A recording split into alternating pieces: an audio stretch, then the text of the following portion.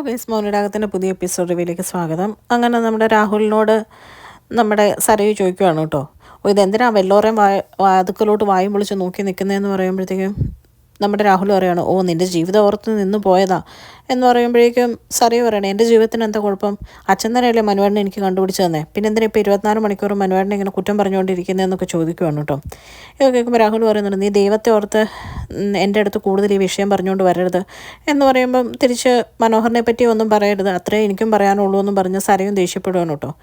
അത് കഴിയുമ്പോഴത്തേക്കും രാഹുൽ പറയാം, അച്ഛൻ എന്നും മോക്ക് നല്ലത് വരണമെന്നേ ഓർത്തിട്ടുള്ളൂ, എന്ത് വട്ടുള്ള അവസ്ഥയിലാണേലും അത്രയും മാത്രം നീ മനസ്സിലാക്കിക്കോ എന്നിങ്ങനെ പറയുവാണ് കേട്ടോ സരുവിനോട്. എന്നിട്ട് പറയാം, ഇനി കുറച്ച് നാളും കഴിയുമ്പോൾ സത്യമെല്ലാം അറിയുമ്പോൾ നീ പൊട്ടിക്കരയാതിരിക്കാൻ വേണ്ടിയിട്ടാണ് ഞാൻ നോക്കുന്നതെന്ന് പറയുമ്പോൾ എന്തൊക്കെ പ്രാന്താണ് ഈ അച്ഛൻ പറയുന്നതെന്നും പറഞ്ഞ് അവിടെ നിന്ന് നമ്മുടെ സരു കയറിപ്പോവാണ്. പിന്നെ രാഹുൽ ജനലിൽ അവിടെ നോക്കി കല്യാണിയും കിരണും കുഞ്ഞും കൂടെ സന്തോഷിക്കുന്ന കണ്ടിട്ട് എൻ്റെ മരുമോൻ, ഞാൻ ആഗ്രഹിച്ച എൻ്റെ മരുമോൻ എന്നൊക്കെ ഇങ്ങനെ ചിന്തിച്ചുകൊണ്ട് നിൽക്കുവാണ് കേട്ടോ. ആ സമയത്ത് പുറത്തു പോകാൻ വേണ്ടിയിട്ട് റെഡി ആയിട്ട് നിൽക്കുവാണ് കേട്ടോ സരയും. അപ്പോൾ മനോഹർ അങ്ങ് വരുവാണ്. എന്നിട്ട് പറയണം, മോളെ ഞാനൊരു സൂത്രം കാണിക്കാൻ മറന്നുപോയി, ബിസിനസ് മീറ്റിങ്ങിന് പോയില്ലേ, അവിടെ പോയി കഴിഞ്ഞ് കഴിഞ്ഞപ്പോൾ എനിക്കൊരു ഗിഫ്റ്റ് കിട്ടിയെന്ന് പറയുമ്പോഴത്തേക്കും സരി പറയാം, എന്തേ കാണിക്കുമെന്ന് പറയുമ്പം മനോഹറിന് നിശ കഴുത്തിലിട്ട മാല ഊരി കാണിക്കുവാണ് കേട്ടോ. എന്നിട്ട് പറയാണ്, എനിക്കവിടെ പ്രസൻറ്റ് കിട്ടിയതാണെന്ന് പറയുമ്പോഴത്തേക്കും സരയുവിനോട് പറയുന്നുണ്ട്, 10-15 പവനുണ്ടെന്ന് പറയുമ്പോൾ സരയൊക്കെ, അപ്പോൾ ഞാനിട്ട മാല എന്ത് ചെയ്യും, അതും 10-15 പവൻ ഉണ്ടായിരുന്നു എന്ന് പറയുന്നു കേട്ടോ. അപ്പോഴത്തേക്കും നമ്മുടെ മനോഹർ പറയാം, 10-15 പവനല്ല, ഒരു 12-12.5 ഉണ്ടായിരിക്കും എന്ന് പറയുമ്പോഴത്തേക്കും പെട്ടെന്ന് ചമ്മിയിട്ട് ചെറുതായിട്ട് സമ്മതിക്കുന്ന രീതിയിൽ നമ്മുടെ സരി പറയാണ്, ഞാനന്ന് 10-17 പവൻ്റെ മേടിക്കണമെന്ന് ആ താഴെ ഇരുന്ന ഭ്രാന്തനോട് പറഞ്ഞതാണ്, കേട്ടില്ല, 12.5 ഉള്ളൂ എന്ന് പറയുമ്പോഴത്തേക്കും നമ്മുടെ മനോഹർ പറയാം, അതിനെന്താ മോള് കിട്ടുന്നതിനല്ലേ എനിക്ക് വില കൂടുതൽ, എന്താണേലും അതിന് തന്നെ എനിക്ക് മൂല്യം കൂടുതലെന്നൊക്കെ പറയുവാണ് കേട്ടോ. എന്നിട്ട് പറയാം, മോളും ഇതെടുത്തോ എന്നും പറഞ്ഞ് ആ മാല നമ്മുടെ സരുവിൻ്റെ കയ്യിലോട്ട് കൊടുക്കുവാണ്. എന്നിട്ട് മനോഹർ ഇങ്ങനെ മനസ്സിൽ ചിന്തിക്കുക, നിൻ്റെ 12.5 ഉണ്ടായിരുന്നതിലും കുഴപ്പമൊന്നുമില്ല, അത് വിറ്റുകൊണ്ട് സ്വർണ്ണത്തിന് വിലയുണ്ടായിരുന്നുകൊണ്ടാണ് ബാക്കി കാര്യങ്ങളൊക്കെ സെറ്റിലാക്കി കല്യാണവും നടന്നൊന്ന് അഡ്ജസ്റ്റായിട്ട് റോളായിപ്പോയത്. അപ്പോൾ 12.5 എങ്കിൽ 12.5 എന്നിങ്ങനെ ചിന്തിക്കുകയാണ്. അപ്പോഴത്തേക്കും ഇങ്ങനെ ചിന്തിച്ച് നിൽക്കുന്ന മനോഹറിനോട് ചോദിക്കുകയാണ്, മനുവേട്ടൻ എന്താ ചിന്തിക്കുന്നതെന്ന് ചോദിക്കുമ്പോൾ, അല്ല ഏത് റെസ്റ്റോറൻറ്റിൽ പോകണം എന്ന് പറയുമ്പോഴത്തേക്കും ഒത്തിരി തിരക്കില്ലാത്ത ഒത്തിരി ദൂരം ഇല്ലാത്തടത്ത് പോകാൻ മനുവേട്ടാന്ന് പറഞ്ഞ് നമ്മുടെ സരു മനോഹറിൻ്റെ അടുത്തോട് ചേർന്ന് നിൽക്കുവാണ് കേട്ടോ. അങ്ങനെ അവർ രണ്ടും കൂടെ റെഡിയായിട്ട് പുറത്ത് പോവുകയാണ് കേട്ടോ.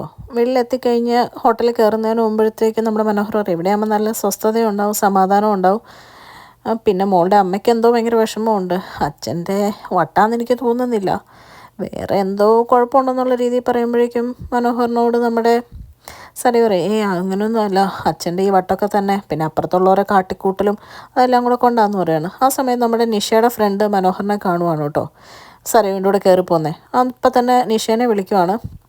നിഷയാണെങ്കിൽ ആ സമയത്ത് ഹസ്ബൻഡിൻ്റെ ഫോട്ടോ ഒക്കെ ഇങ്ങനെ നോക്കിയിരിക്കുക നമ്മുടെ മനോഹറിൻ്റെ. അത് കഴിയുമ്പോഴത്തേക്കും നിഷ വിളിച്ചിട്ട് റെഡി, നമ്മുടെ കോളേജിൻ്റെ അടുത്തുള്ള ഹോട്ടലിൽ ഞാൻ നിൻ്റെ ഹസ്ബൻഡിനെ കണ്ടു, കൂടെ ഒരു പെണ്ണും കൊണ്ട് കയറിപ്പോയി എന്ന് പറയുവാണ് കേട്ടോ. ആ സമയത്ത് നിഷ പറയുകയാണ്, ബോംബെയിലാണ് മാമൻ്റെ ചടങ്ങിന് പോകാമെന്ന് പറയുമ്പോൾ, അല്ലടി എനിക്ക് തെറ്റതല്ല, നിനക്ക് പറ്റുമെങ്കിൽ നീ ഒന്ന് വന്ന് നോക്ക് എന്നിങ്ങനെ പറഞ്ഞിട്ട് ഫ്രണ്ട് ഫോൺ വെക്കുവാണ് കേട്ടോ. ആ സമയത്ത് നിഷ നമ്മുടെ മനോഹറിനെ വിളിക്കാൻ നോക്കുന്നുണ്ട്, പക്ഷേ ഫോൺ കിട്ടുന്നുമില്ല.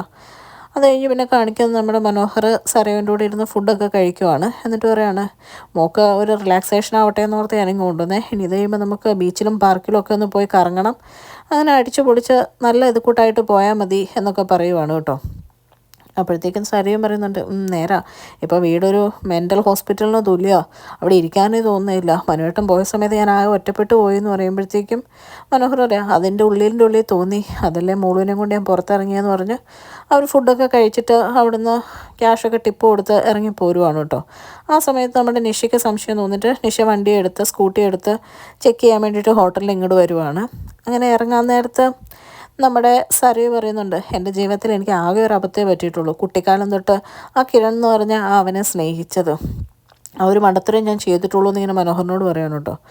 എന്നിട്ട് മനോഹർ പറയാണ്, അതെന്താ മോളും ഇപ്പം അങ്ങനെ പറഞ്ഞേ എന്നിങ്ങനെ പറയുമ്പോഴേക്കും പെട്ടെന്ന് ഒരു സംശയമുള്ള രീതി ചോദിക്കുന്ന പോലെ നമ്മുടെ സരുവിന് തോന്നുവാണ്.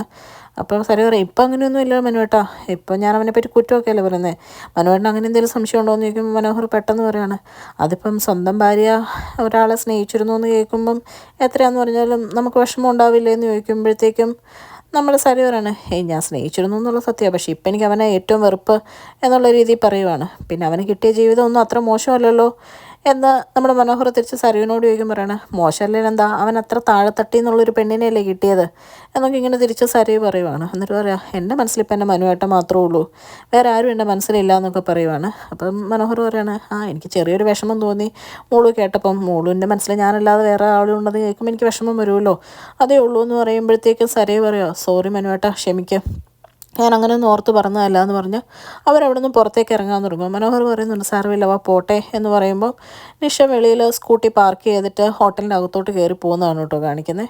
ഇങ്ങനെ നിഷ ഹോട്ടലിനകത്തോട്ട് കയറി നോക്കി നിൽക്കുന്ന സമയത്ത് നമ്മുടെ സരയും മനോഹറും അവിടെ നിന്ന് ഇറങ്ങി വരുന്ന കാണിച്ചുകൊണ്ടാണ് ഇന്നത്തെ എപ്പിസോഡ് അവസാനിക്കുന്നത്. ചാനൽ ഇഷ്ടപ്പെട്ട് കഴിഞ്ഞാൽ ലൈക്ക് ചെയ്യാനും സബ്സ്ക്രൈബ് ചെയ്യാനും കമൻറ്റ് ചെയ്യാനും മറക്കരുത്. Thank you.